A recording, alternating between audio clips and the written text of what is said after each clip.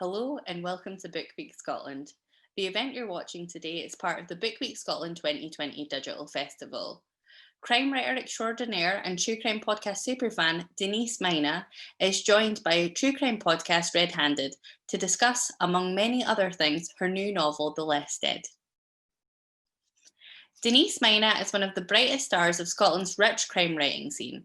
She is the author of the Garnet Hill trilogy, the Paddy Meehan series, and the Alex Morrow series. She has won the Theakston Old Peculiar Crime Novel of the Year award twice and was inducted into the Crime Writers Association Hall of Fame in 2014. The Long Drop won the McIlvany Prize for Scottish Crime Book of the Year in 2017, as well as the Gordon Byrne Prize, and was named by The Times as one of the top 10 crime novels of the decade. Denise's award-winning 2019 novel Conviction, championed by Reese Witherspoon in her excellent Tart in Pyjamas, features a fictional true crime podcast.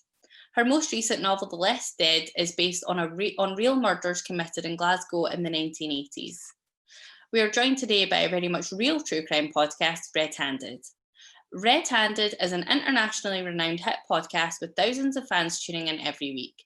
It was described by Dan Harmon, creator of Rick and Morty and Community, as the best true crime podcast I've heard ever. RedHanded won silver in the British Podcast Awards Listener's Choice category this year and was in the top 20 for the category British Podcast of the Year in 2019. RedHanded offers a weekly dose of murder, wit, and oh, thank God I wasn't eating when you said that. It's delivered with all the facts, anecdotal tangents aplenty, serious societal scrutiny, and real British flavour. It is hosted by our wonderful cheers for today, the excellent Hannah Maguire and Suruthi Bala. I'm now going to hand over to Denise, Suruthi, and Hannah. You're in for an amazing event. Thank you so much. Denise, how have you been coping with 2020? What's going on? What's going on in your world, in your house specifically? I'm working wildly, and I'm vacillating between absolutely terrified and I'm not all right with it. Similar. How about you? Yeah. I would say so. I would say the energy is coming in bursts. I felt like at the start of 2020, when we went into lockdown, Hannah and I were sort of like, okay, we're going to make the best of this. We're going to get loads of work done. And then we're like, oh, I'm so tired. I'm so burnt out. I haven't seen anything else in the last however many months. But yeah, I oscillate between fear and anxiety and just enjoying not having to make plans with people, I guess. Yeah, I'm almost the same. I'm a bit more socially I need people a lot. But we're so lucky to be working that I can't really complain. And at least we can sit in pubs now. So that's something.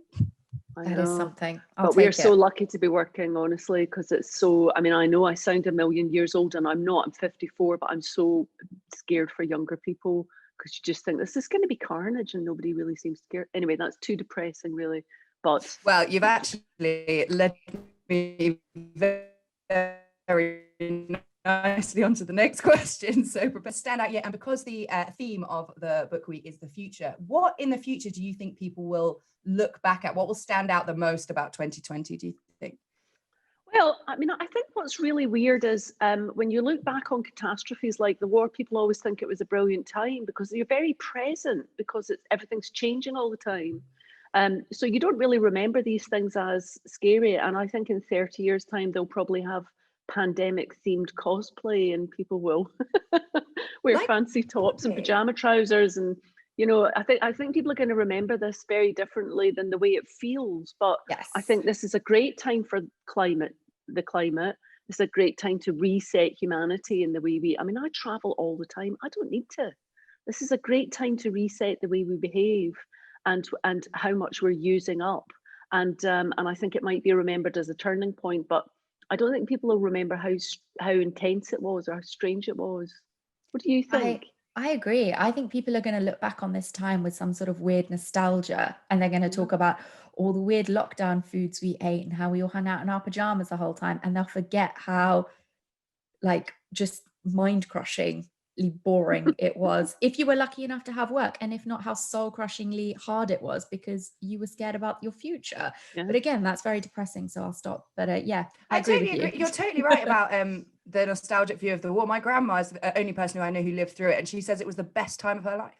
She was like, didn't have a man telling me what to do, had a job, had my own money, and so that's always been my narrative of the war, which is which But maybe it's a bit of a coping mechanism to sort of look back at it through rose-tinted glasses. I think I'm going to have a hard time looking back and thinking this was No, but Yeah. see, I think because we're all very present, that was what was good about the war, was people had today. And Yeah. if they fancied someone, they just went with them. Yeah. Because they might be dead tomorrow. Yeah. And if they wanted to eat something, they just ate it. Do you know what I mean? And I think it shaves a lot of worries away when you're in the middle of a catastrophe.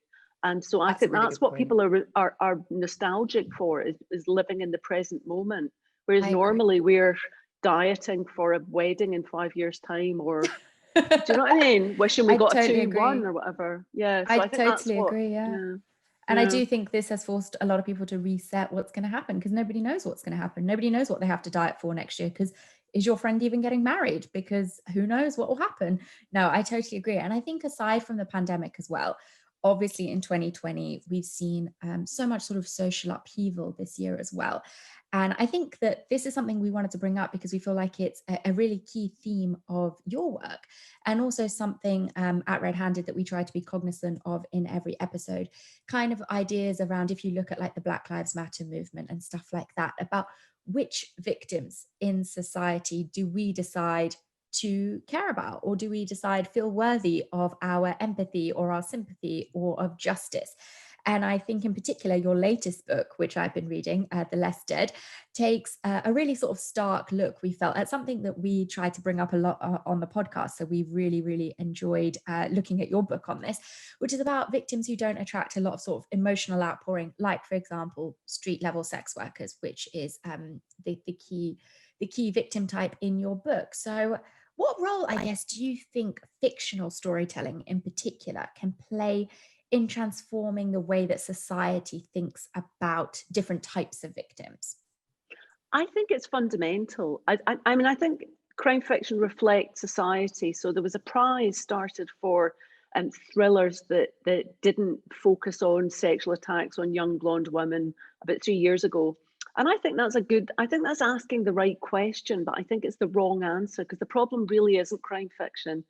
But what fiction can do and what storytelling can do is it can show us other possible worlds.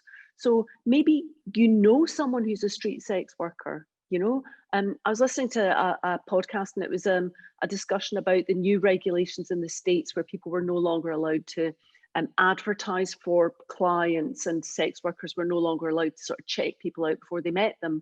And it was a trafficking law that was introduced in Congress, and it meant that basically, as soon as you made contact, you had to decide whether or not you were going to go with someone and make money that way. And she said, cams work and internet sex work is so common now that everyone knows a sex worker, and if you think you don't, it's because they don't feel safe to talk to you about it. And I thought that was so insightful, Mm-hmm. that this is everywhere, and we're not protecting people, and we pretend that these are other, but they're actually friends of ours. I mean, I have friends who have been street sex workers, and friends who have worked in saunas, which is quite old-fashioned now, actually. It's like talking about the Wild West saloons now, I think, talking about saunas. But in crime fiction, they're always seen as kind of disposable characters that the reader will not sympathise with. And I always sympathised with them, because I know people who do that job. And I think if we start to actually empathise and humanise these characters, instead of just having them be super sex, because it's so male gazy, all that narrative, it's so male gazy, and you could just focus on them and make them people. I mean, actually, Lawrence Block had a sex worker as the love interest in his I can't remember this, in one of his books. The detective was in love with the sex worker and didn't make her stop. So interesting, because it was such an interesting kind of ethical attitude to what she was doing and her autonomy and all that kind of thing. She was a really brilliant character, and she owned a lot of flats that she rented out, that she bought with the money from her sex work. I feel as if I've been talking for 50 minutes. No, I'm like in awe, honestly. I know, we could just listen to you speak. No, you're completely right, though, everything you've said. I think it's something that Hannah and I have spent a lot of time thinking about as two women, particularly in true crime, this idea of, people always say, how do you pick the cases that you want to cover? And you know, part of it is like we pick cases that we think are going to be interesting. But one of the key things at RedHanded is also picking cases that we think are going to make a point. And almost like a Trojan horse. The point is like a Trojan horse. We want you to get in because you think it's going to be well told, you think it's going to be well researched, you know, it's an interesting narrative, but we're going to hit you. We're going to hit you with a point about why you don't empathize with this person. And I think, you know, it's something that we've been really cognizant of and trying to do. For example, this year, every single month, we've been trying to do an episode on Black Lives Matter. And I thought it was just the most obvious thing to do, the least we could do, given the space that we're in. So it's all about Black people who have died in police custody. The messages we get about people being like, why are you doing this? Do you not understand? Like that's kind of, that's what they deserve. And we're like, this is absolutely mind-boggling, the lack of empathy that people have with the other. It's exactly what you said, Denise, like the otherization, the less dead. It's just so predominant, isn't it? And I think newspapers have a lot to answer for because it's something we've railed against, where they're like, prostitute found dead. And we're like, yeah, or like underage sex, like, no, like rape, child rapist. Like that's child what prostitute. That's another one, isn't it? Yeah. Child prostitute found murdered. But you know what? They're not responsible for it. They reflect the attitudes in society, and we are moving forward. And you know, there was a book out called The Hounding of David Ali by a guy called Kester Aspen. It sounds like an anagram, but it was out about 15 years ago, and it was about the first person of color who died in police custody, and it came out about 15 years ago, and it is an absolutely brilliant book, and it was pretty much ignored. But you compare the reception of that, if that came out now and people are still finding that book, things are really changing. And those people who write and say, you know, I think child prostitutes are immigrants or whatever, they're really outliers, those people. They're really tiny minority. Things are changing fundamentally. And it really starts with people questioning their privilege and questioning their white privilege. And people are starting to do that, and they can't stop us. That's the thing, is these nut jobs, these white supremacist nut jobs, they can't stop things changing. And you know, feminism is one of the most successful social movements worldwide ever. It's incredible the strides we've made. And so you get depressed about these people, but they're idiots, and they'll be forgotten. Dustbin of history. Absolutely. No, if you needed perking up after that, then I don't know. I feel better hearing you say that, so thank you.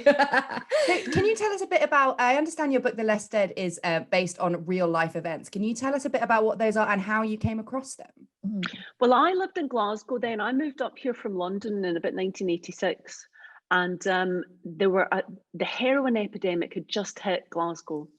And I mean, people in the States are starting to talk about the crack epidemic and the fact that that wasn't a huge social event, but nobody talked about it for a long time, in the same way that nobody talked about the heroin epidemic in Glasgow.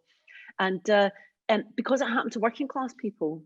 So a lot of street sex workers were killed then, and the story kept coming up that it was a serial killer working in Glasgow, because that's a really easy narrative. I'm really interested in the serial killer story and why we're all so attracted to that. I love a serial killer movie. I love it because it makes sense. But actually, it seems like what actually happened was a lot of different men did appalling things at the same time in Glasgow because they could. And the very last one had a very different reception. And the last woman who was killed was called Emma Caldwell, and she came from a really lovely family, and she was a very sweet person, and that was thoroughly investigated. But of course, they hadn't thoroughly investigated the other ones, so they didn't have the skill set. They don't know. I mean, this is one of the things, if you talk to street sex workers, they say, you know, they could be practicing their skills on us, but they just don't bother. And then suddenly it happens in the straight community, and they just don't know how to do anything about that. And the signs are all there. But anyway, so a whole lot of women were killed in lots of different ways, and the public response wasn't great. And when Emma died, a lot of people came forward and said they'd witnessed, you know, where she was in the last few hours of her life.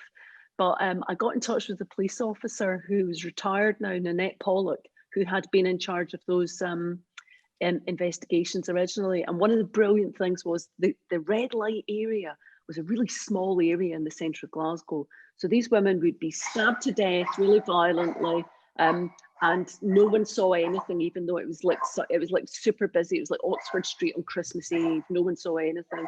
And she went on the news and she said, men of Glasgow who were hanging about there then, we know who you are and we have your registration numbers and we have your identities because we've been watching you. And if you don't come forward and tell us what you saw, we'll come to your work. We'll come to your house. And we'll ask you in front of your wife what you were doing in the red light district at 4 a.m. Wow. And I thought, she's amazing. Oh, wow. That is So amazing. she is so rock and roll, this woman. So I got in touch with her, and she invited me over to her house, and we had lunch, and I quizzed her about all the cases and all this kind of thing. And I was going to make this story, I was going to make The Less Dead very close to the actual cases. And she said, no, don't do that. That's disrespectful to those women. They've been victimized and used all their lives. You're not allowed to do that. And I was kind of like that. Ah. But she was right, isn't she? She's right, isn't she? She's spot on. It's really difficult, isn't it? Because I would say we do exactly that. We tell the exact story. We don't even try and we try to get it as close to as possible. So I guess a question that we often get is this: how do you do your research for an episode? And Hannah and I are always very straightforward. We always say, we are not investigative podcasters. We are not journalists. We haven't come from that kind of a background. We're just two women who happen to have an interest in true crime. And all of our research is secondary research. So we read books, we will read articles, anything that's been written, and try and put together what we believe is closest to the truth. When you're taking a story that has been inspired by real life events, like in this case with The Less Dead, how do you go about doing the research and then deciding which bits can influence it without you feeling like it's maybe ethically not where you want it to be? How do you go? What's the process there? Well, I wrote a true crime book called The Long Drop about 3 years ago. And I hadn't considered the ethics of true crime at all. I just really love true crime and I love that form of storytelling. And I really hadn't thought about it. And somebody said to me, I would worry about the children of the man that you're accusing, because it was kind of investigative. And it did accuse someone who wasn't found guilty. And to my shame, I really hadn't thought about that. But he didn't have any kids and neither did the other guy. So there's like 2 possible men and neither of them had kids. So I kind of used that as a way of absolving myself. But it's such an interesting ethical issue, isn't it? And at the same time, I've heard women talk about why women particularly are interested in true crime for 20 years. Like every few years, there'll be an article saying, why are women so interested in crime? They could be, they could be making soup for homeless people or something. Why are women interested in this? That's odd that we come across that so much, like the amount of interviews we do. I mean, not complaining, keep them coming. But so why true crime? Why now? I'm like, well, I think true crime has always, how long has CSI been on TV? Do you know what I mean? True crime's always been around. Podcasting's having a moment and long may it continue or we're both out of a job. But like, I think it's not this new thing, and I'm baffled by people consistently thinking that it is. And you're like talking about the ethics of it. It's something that like occupies both of our brains quite a lot of the time, because when we started, we had no idea this was going to happen. It was like we had no idea, so we never really similarly thought about the ethics of what we were doing. And all we can say is that just allegedly is your best friend. Like that's all we can do, really, like, because it is date. And then sometimes there is a bit of me, I'm like, oh, like am I exploiting these poor people who are dead now? I think it is definitely something we've thought about, but I feel like the way that because you have to find a way to absolve yourself. You have to find a way to feel like what we're doing, because I would say we're coming from a very authentic and genuine place. We are not actively going out to be like, hey, let's just exploit these people and then hope nobody calls us out on it. I guess what I was coming back to with that Trojan horse idea of the point, and I feel like if we can have a point to this, if we can point out a greater issue within society or within our culture, and this person's story was used to get that person, get somebody else to listen and get somebody to maybe change their mind. One of the things that we've always said with RedHanded was that we want people to listen to an episode about something that they maybe had previously strongly held opinions about, and to change, at least challenge one perception that they had about something. And I feel like that is the closest that we can get. And luckily, up until now, we've only had people have very positive reactions to the stories that we've told. But yeah, it is, the ethical issue of true crime is an enduring one. And I do also think your idea about why women, because this is a question we get asked all the time. Denise, are the majority of the people reading your books women? Do you know that? Are they no, not? they're not. No, they're Are not. they not? That's No. really interesting. So is that what you tell people when they say why women?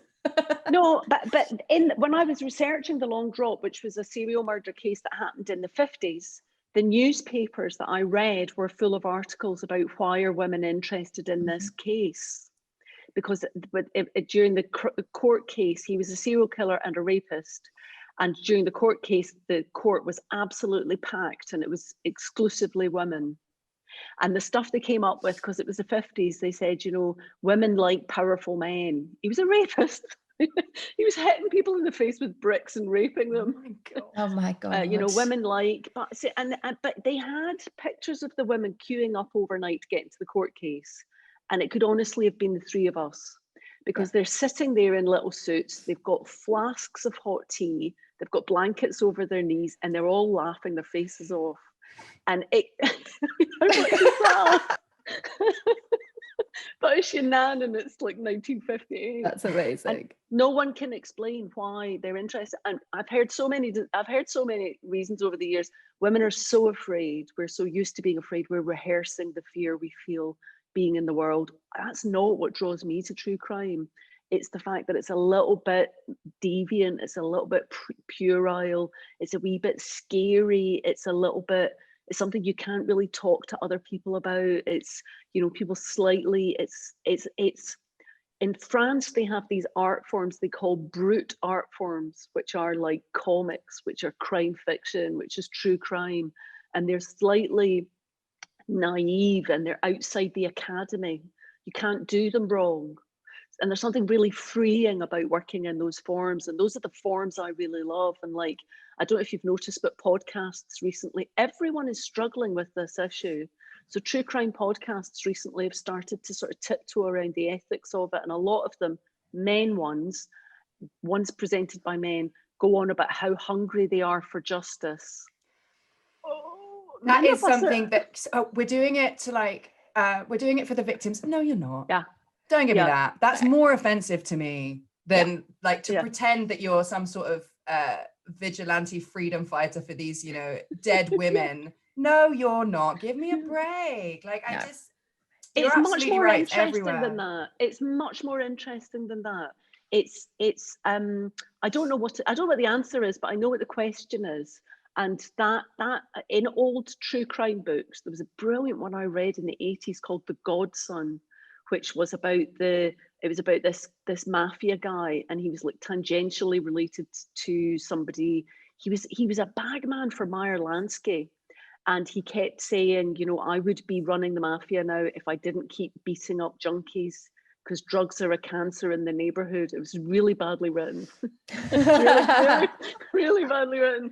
But he had this really sanctimonious, I love justice, therefore everything I do is okay kind of thing. Yeah. And it feels like that again, because you used to get that, you know, there was always a bit in old true crime books where the writer would pause and say, I mean, I don't know about you, but I think raping is wrong. And,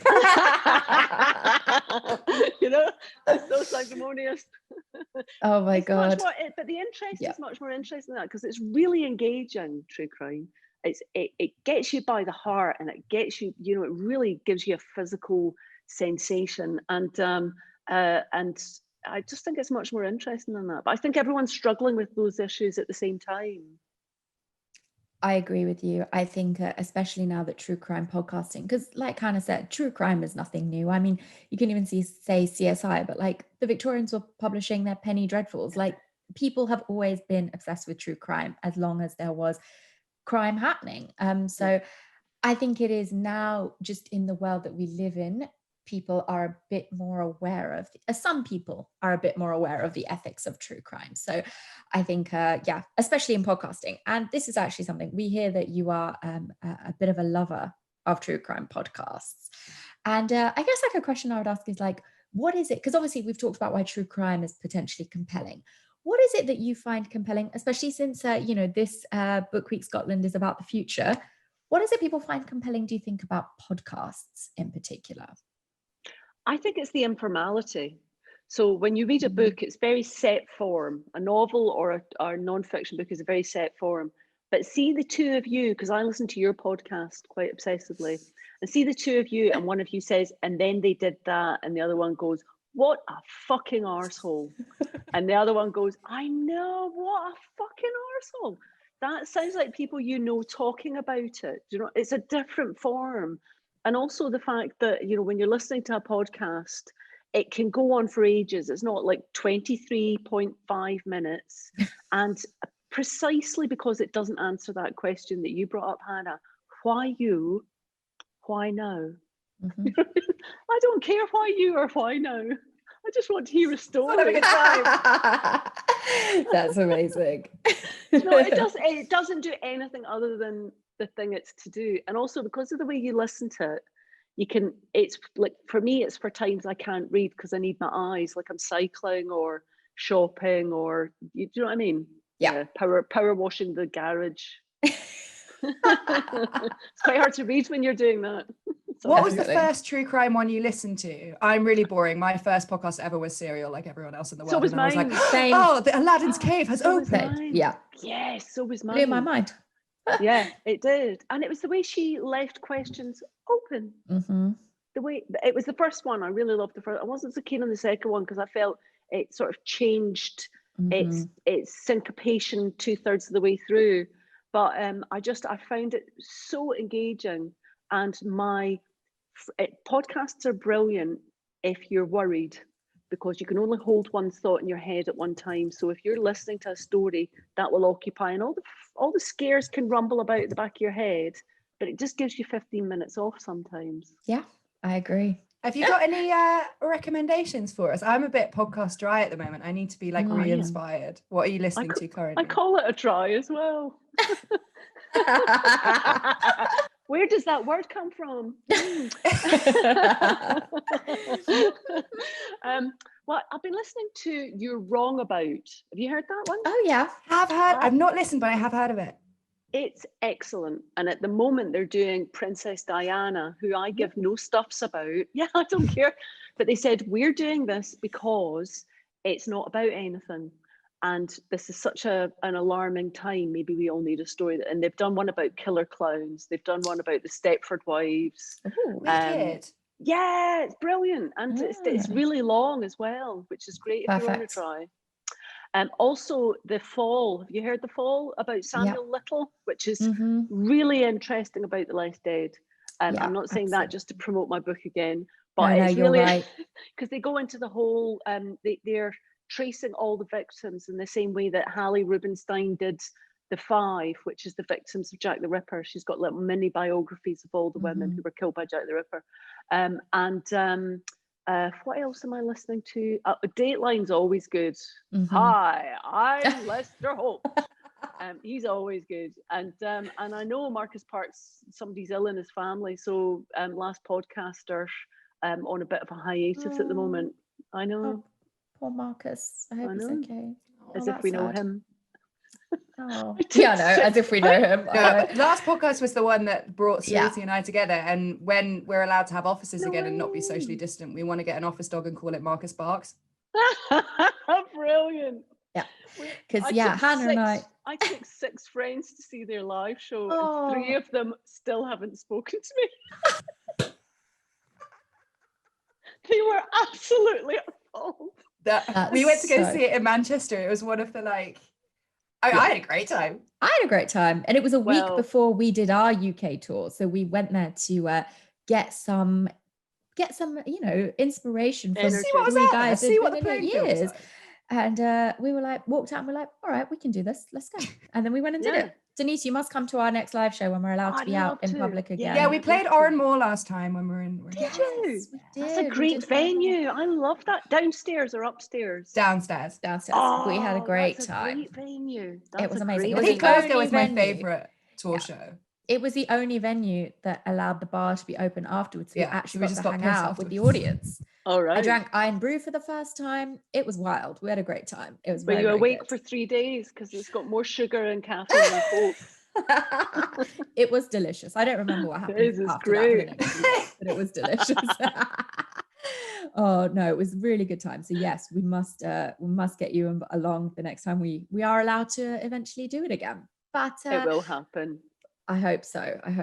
But obviously, there's been a lot of podcast talk so far during this, Book Week Scotland interview. It was bound to happen when you invite us along. But true crime podcasts, they do play somewhat of an important role in one of your pieces of work, at least. So your 2019 book that we've already sort of touched upon, Conviction. I don't want to give any major spoilers away, but it's about a woman who loves true crime podcasts. What was the inspiration for that? Do you want to tell us a little bit about that book? Oh, I don't know where I got that idea. idea.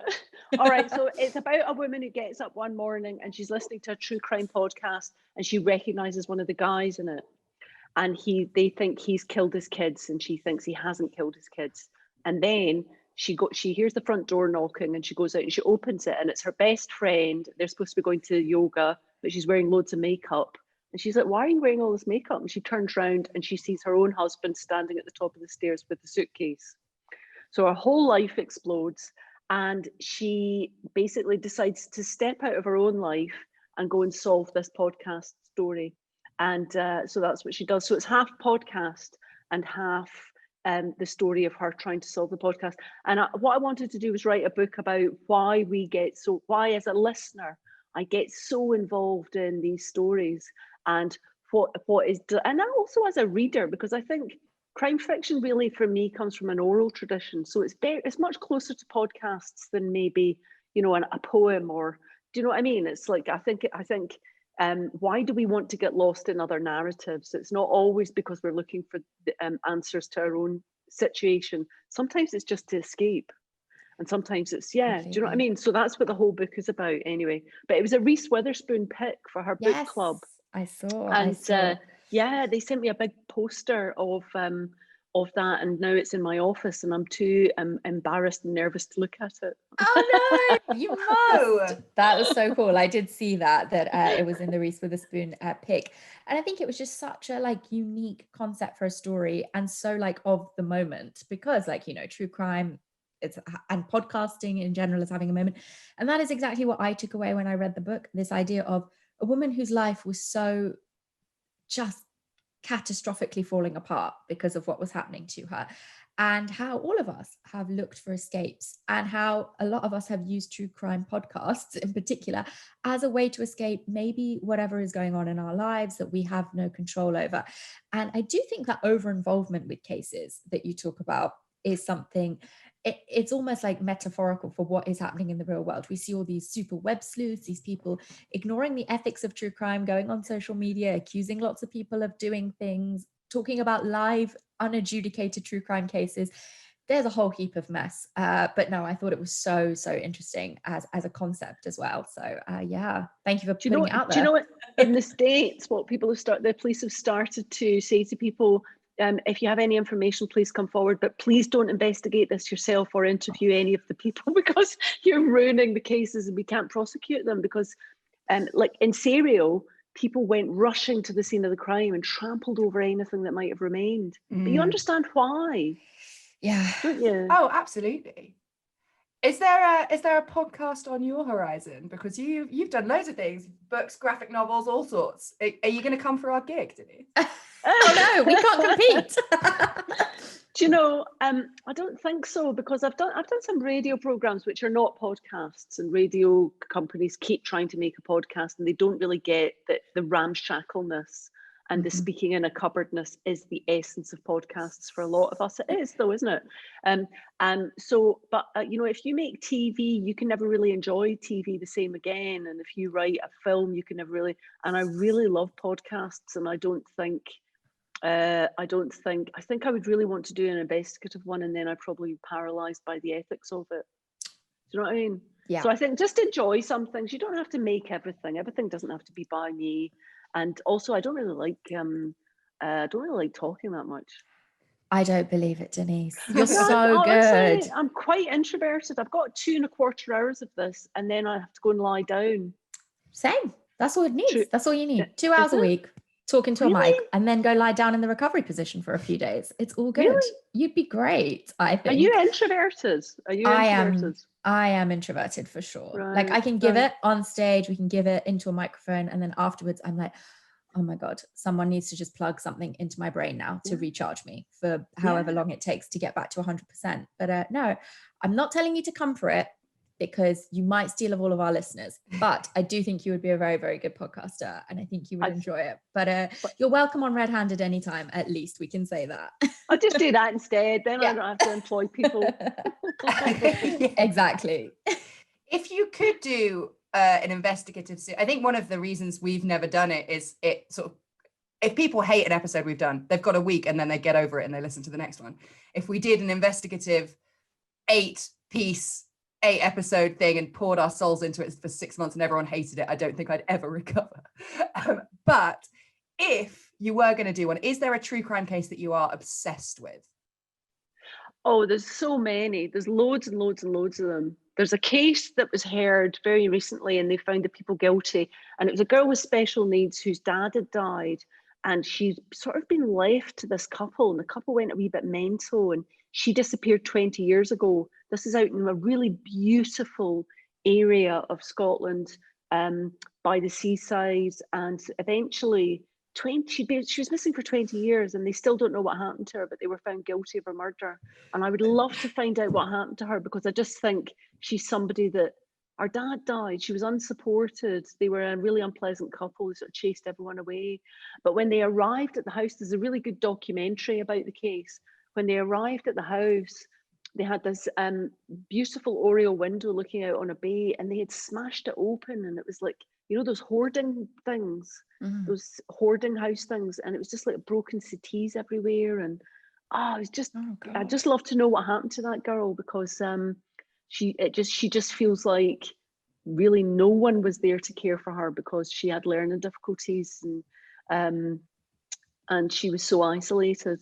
I'd love to know what happened to her, and I'd love to honour her, you know. Absolutely. But I'm too lazy, so full of compassion, but also quite lazy. It's hard work, though.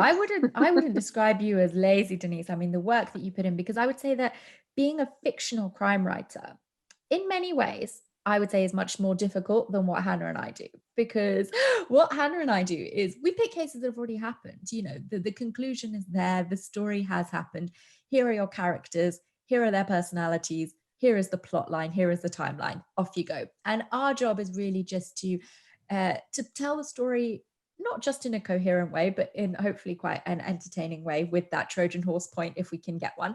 But with you having to sort of put together this plot line, put together a story that is as compelling as can be.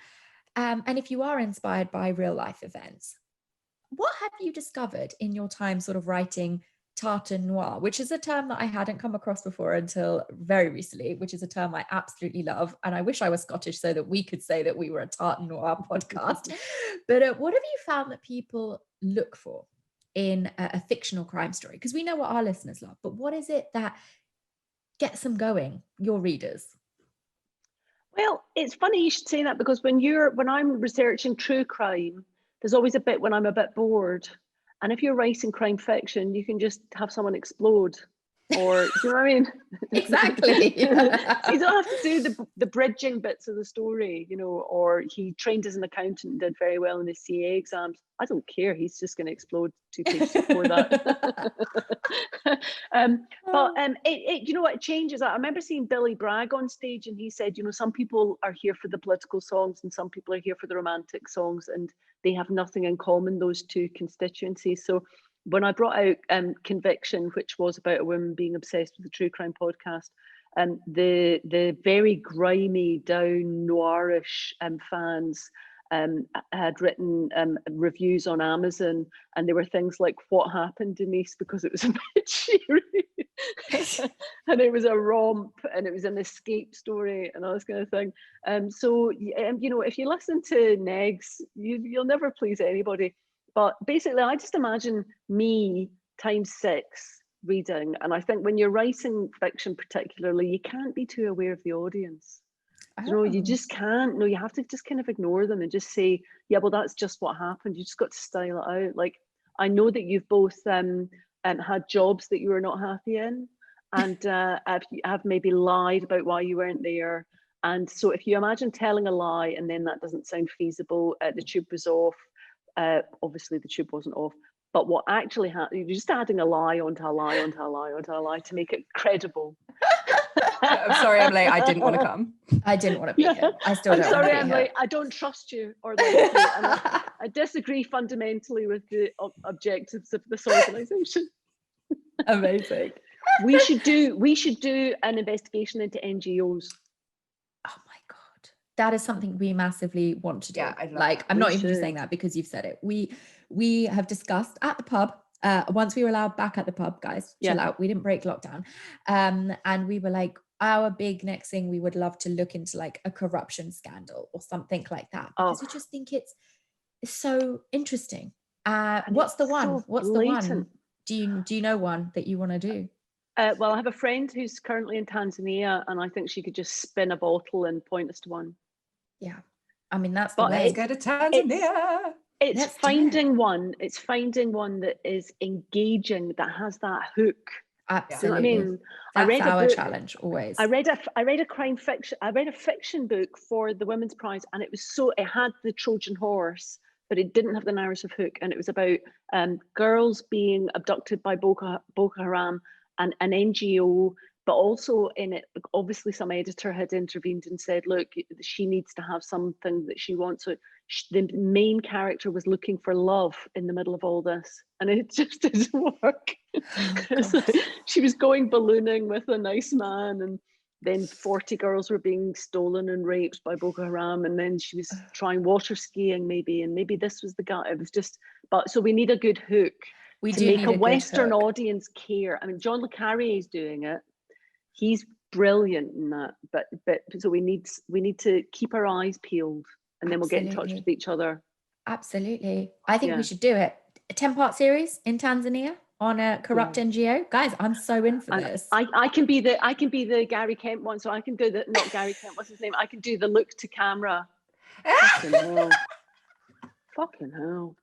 Imagine getting imagine that. I'm so pumped for this because we don't often sort of stray into the world of like, we haven't really done corruption cases yet. I guess the closest we've come is, have you listened to the podcast called The Missionary? If you haven't, I would recommend it. I've heard it. It's great. Yes. She's got Renee Back. So we did a case about a Panama jungle death cult and about the impact of missionary work that had led to sort of these people becoming radicalized, really, and then linking it back to this Renee Back lady in Uganda. And the more you listen to that podcast, the more you're just like, how is this allowed to happen? It's just, it's mind-blowing. So yeah, I would love to do something like that. That missionary podcast that you did was absolutely brilliant. And it is Apocalypse Now. It is Apocalypse Now. It was so, because I was listening to it and I suddenly thought, I feel as if I've strayed into horror. Yeah. Do you know what I mean? Because it goes from true crime to absolute horror. It's like some Eli Roth horror movie you're suddenly standing in. It's horrific. So much. And the fact that they were all related. Yeah. That's, as I get older, one of the things that's interesting about being old is you start to see the way power works and how everyone is implicated in everything. And you know, when Julius Caesar was killed and all the senators stabbed him, so that everyone is implicated and no one can do anything about it. And one of the good things about being an introvert and slightly argumentative and a bit frightening is you're not implicated, but you can see it and all your friends are implicated in mild corruption. And you think, if you write this bigger, this is how that happens. Absolutely. And you look at the States, why are all the people around Trump not denouncing him? Because they're implicated, because they've got money in him. Because, you know, for a multiplicity of reasons, good people go along with bad people. And that's, you know, that's really what came over in that one that you did. It was so scary, but the head's been cut off. Yeah, it was a lot. But I think that's our So Trojan horse. We excited. need a hook. We just need to find We're this gonna have to case, get on the and then phone. it's happening. Let's do it. Let's do Let's it. do it. Get on the phone to Tanzania right now and get us a Absolutely. fixer. Honestly. WhatsApp group. Oh, please, WhatsApp please. for It's happening. justice. It's happening. We'll call it WhatsApp for Justice. I can't wait. I love it. Oh my God, how You exciting. understand that in 50 years' time, we're going to be the dominant political party and we're going to be right-wing fascist nutcases because we'll get course. killed and someone will take it over. That is the natural progression. We can't fight it. We will eventually become a far-right fascist group. So let's just that means embrace it. we get statues on Parliament Square. So Precisely, because it. who's going to stop us? Who's going to stop? Who's going to Of stop this, me? of this Zoom call. And then in a history lesson one day, they'll study this Zoom call as the beginning of where that party started. Guys, I'm pumped. And laughter will be outlawed and they'll watch us laughing and they'll say that was an old Precisely. custom. Absolutely. People Oh will be so my unhappy. God. I'm so excited. There's so many potential. I can't So do much it. potential. Right, let's move off fascism for a second. Right, okay. Just for one moment. I'm surprised we haven't had a message from the organisers in the chat box be like, please move on. Get back to books. They're in the toilet smoking fags. They're making cups of tea like that. Yeah, they're all right. Still clean. Oh my God. Oh, okay, right. Book stuff, book week. Everyone make the most of this because we're never getting invited back. Go. yeah, exactly. I suppose you must answer this question all the time, but what are you currently reading? Oh, what am I reading? I'm reading loads of books about Mary Queen of Scots. Ooh. Okay. There was Mary Queen of Scots had a servant called David Rizzio, and she was doing lots of things that lots of people didn't like. So to teach her a lesson, they dragged David Rizzio, who was Italian, out in the middle of supper, and 80 men stabbed him, which is why I'm thinking about Julius Caesar right now. And they obviously didn't. Julius Caesar was in the, the assassination of Caesar was sort of in the air at the time. And they did it in her front room, basically, her reception room. And it was to show her that they might do this to her. So I'm writing that just now. And I wrote it before and it wasn't very good. And they said, could you rewrite this a little bit? And I read it and I thought, this is pants. So I've had to rewrite the whole thing again. But so I'm thinking about that all the time. And I'm thinking, she was 24 and she was 6 months pregnant. Oh And her husband had a rival claim to the throne. And during the assassination, he was squeezing her tummy. He wanted her to have a miscarriage because if she had a miscarriage, she would probably die. I mean, it was just brutal. Oh my God. So I was trying to think about why they were doing that. And there had been they killed a really evil cardinal 20 years before. And I think they thought they were all, like Brexiteers think this is the Battle of Britain. Yes. And it just isn't. They thought that they were involved in the killing of Cardinal Beaton, who was a genuinely evil man. But what they were doing was just a really filthy, mean thing. It's fat. Anyway, that's the long answer to a short. So did you see the Margot Robbie film, the Mary Queen of Scots film? I haven't actually, no, because everyone focuses on Mary's relationship with Elizabeth. But Mary was amazing. Elizabeth was amazing, and Mary was amazing as well. She grew up in France, and then she came to Scotland. And what did she make of it here? I don't know. It's freezing cold. Yeah. Anyway, but after that night, basically they shut the doors on her apartments because they were covered in blood, and no one really went in there except to just dump junk furniture. And then 200 years later, Walter Scott made her fashionable again.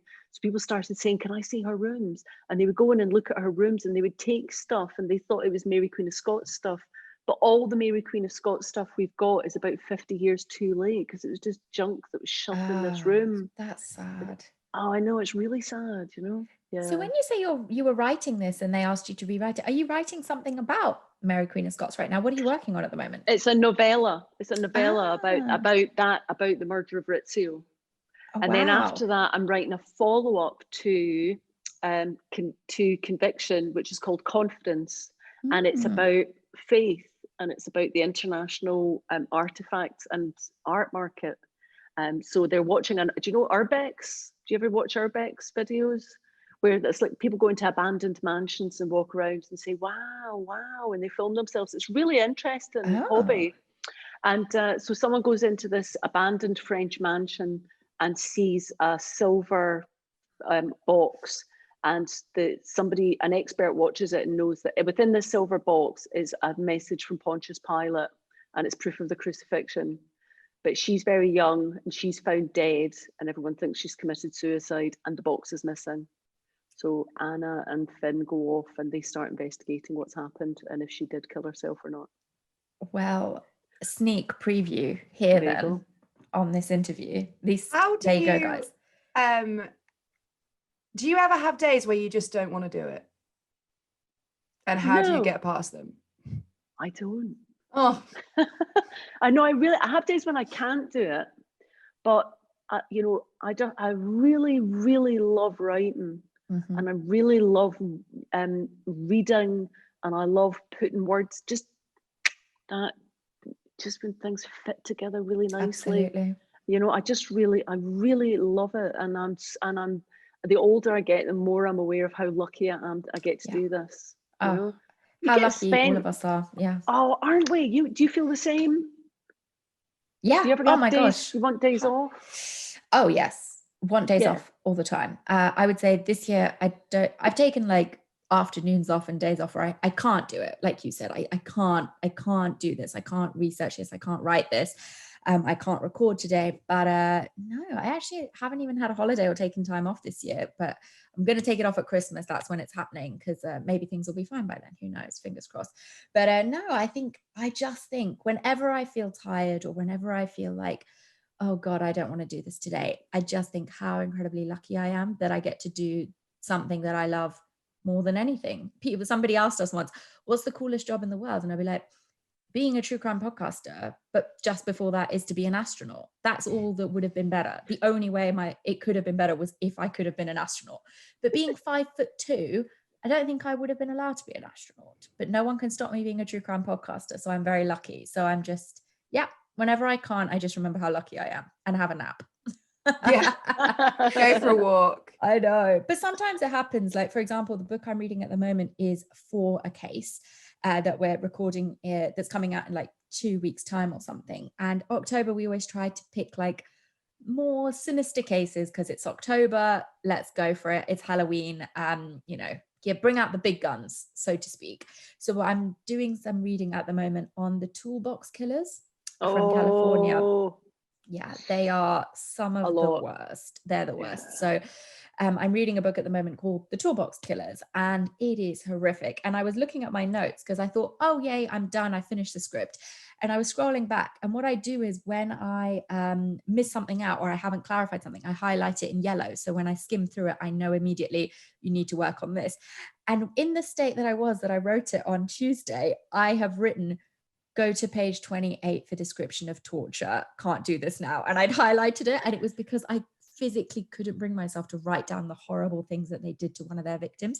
And I still haven't done it. I need to go back today and finish writing that description. But I still remind myself how lucky I am that I get to do this. So, but that's such a great opening scene, the Toolbox Killers. That's what it's such a great, when that woman's running down the road. Yeah, that's the thing that really gets you in. And I saw a brilliant art exhibition in Edinburgh, one Edinburgh Festival, and it was a really beautiful bus. And as you went through it, it got darker and darker and darker. Actually, I've got to take you to the Inverary Prison Museum. Oh my God, yes, please. Which has the same narrative arc, right? When we're all free, you come up here and I'll take you there, because it's a long tour. And it starts off like mannequins in a courtroom with wigs slightly skew if it's a little bit funny, and then it gets darker and darker and darker, and it ends on a really dark case. It's got a lovely arc. You'll love it. Try stuff. Sounds amazing. It's happening. It's happening. I can't wait even more now for this pandemic to be over. Hannah, do you ever want days off? Do you ever want to do something else? I don't know. I think I was thinking about this. I'm also reading a book for the case that's coming out next week, and I'm not finding it. Unfortunately, some true crime books are just not very well written. But So I find that whenever I'm feeling like it's like a trudge, it's usually because the only place I'm going to get the information is from this book that I'm finding really difficult to get through. And I'm super dyslexic anyway, so reading is already like, kill me. But like, it's worse when it's like, and I don't know whether this is just me getting a bit too cocky now. We've been doing it for 3 years, but I'm like, that's not where that bit should go. It irritates me as I move on. But I think what I have found difficult is that like, I love doing touring and live shows and events and like doing all, and now all of that has gone. It like, we're doing obviously stuff like this now, and we did the London Podcast Festival the other day, all sort of socially distanced, so it is slowly coming back, but we had sort of 6 months of none of that, and I was like, oh, it's just this like treadmill of getting the stuff out, like, but it is, I do sometimes, I think maybe it's not days off, it's some days I can't do it. Yeah, I think overall, but obviously it's so incredibly lucky to be. I think I'm the only one of my friends who hasn't had their like work affected in some way at all, which really is the one way around. Like, I shouldn't have jacked my job in 2 years and taken a chance and it be fine. I know. A lot of my friends are actors and theatre people and technicians, and lots of them are saying, I'm just going to have to rethink my whole career. I spent 10 years working for nothing on the basis that one day it would be a profession and a job, and it just isn't going to be. Well, that's what I did before, so I jumped ship. Was that right? Yeah, I worked in musical theatre before. No, in the West End. Yeah, so I worked at the Shaftesbury. It had Motown when I was working there. It's got Anne Juliet now. What were you? Were you crew? Were you in the chorus? No, I was assistant to the chief exec, so I did a lot of sort of like production coordination stuff. Mainly it was just proofreading programs, really. But I used to like watching the swing rehearsals in the afternoon. That was and like there is something like quite nice about being able to swoop around a theatre in the middle of the day, like the Phantom of the Opera. That was pretty good. That is amazing. That's so cool. Yeah, but this is better. Yes, infinitely. Apart from my astronaut dreams, which will never come true. This is the best. I thought we just thought being titchy was good for an astronaut, like being a jockey or something. They could fit more in. I feel like I'm saying it's my height. It's probably my severe lack of fitness that would have stopped me becoming an astronaut. No core strength, but so I don't think they'd have had me on the team. I would have been a liability. But anyway, we're getting warnings, guys, of 5 minutes left. So as much as I'm enjoying this, I think we're gonna have to wind down into our final question. Probably. Okay, I've got the final question. It's in black, which is my colour. Suruti's red, inside and on. Which author inspired you the most? Who got you going? Oh, I barely remembered one whose name I can hardly pronounce, and his name was Herman Wigzotskik, something like that. I can never pronounce it. People are going to go mad. But he wrote a book called Falling Angel, which I read when I was 13, and I've tried to read since, and it isn't nearly as good as I remember it, but I remember it. It's Angel Heart, which was a rubbish film of the book, but in the original book, it starts off as quite a jokey, Chandler-esque, one-liners, quite funny, that I still remember some of the one-liners. He put too much sugar in his boss's coffee, a small man's revenge, he calls it. And then it becomes, and he's back from the Korean War, and they've shot his nose off. And in those days, plastic surgery was they made a nose with wax and they put a skin graft over it. But he fell asleep on the beach at Coney Island and the wax all melted, so he's got this mad nose. And so there's bits about it I really remember. And then halfway through, it gets incredibly, incredibly dark and gothic. And what I loved about it was a book that wasn't what you expected it to be. And it was also dark and funny, which I know you two really appreciate, but it's called Falling Angel. And it's barely remembered now, but it is an amazing read. It's, especially first time, it's really gorgeous. Amazing. Well, there you go. A recommendation for everybody to go pick up then, I think. And Denise, thank you so much. I can't tell you how much we've enjoyed this. It's such a slog getting out of bed early, getting all these things done, but you've been an absolute delight to speak to. And when I was reading around about you ahead of this chat, just so we could, get a better picture for who Denise Mina was. And I read somewhere that you call yourself a bit of a ghoul. Is that correct? And I thought, after meeting you today, you probably know this. Our listeners call themselves spooky bitches. And I think you are not a ghoul, but a spooky bitch. And that's how everyone should know you. So Thank you so much for taking the time to speak with us today. And when we go to the museum with you, we'll bring you a jumper. Yes, absolutely. Have you got Spooky jumpers bitch for jumper. sale? Spooky bitch Have you got jumper. spooky bitch jumpers? We have. Oh, fantastic. They are so good. Oh, amazing. It's happening. It's happening. We'll need it for all the press shots when Let's we do do this Tanzania corruption case. But anyway, thank you guys so much. And so this Book Week Scotland event has been brought to you by Scottish Book Trust. Scottish Book Trust wants everyone living in Scotland to have equal access to books, because better access to books means better life outcomes and better life chances. And we couldn't agree more at RedHanded. And if you can help by donating a book to a family who is struggling this Christmas, you can do so via the Scottish Book Trust Christmas Appeal at scottishbooktrust.com. Thank you, everyone, for listening. And thank you again to Denise Mina for joining us. And we've been RedHanded.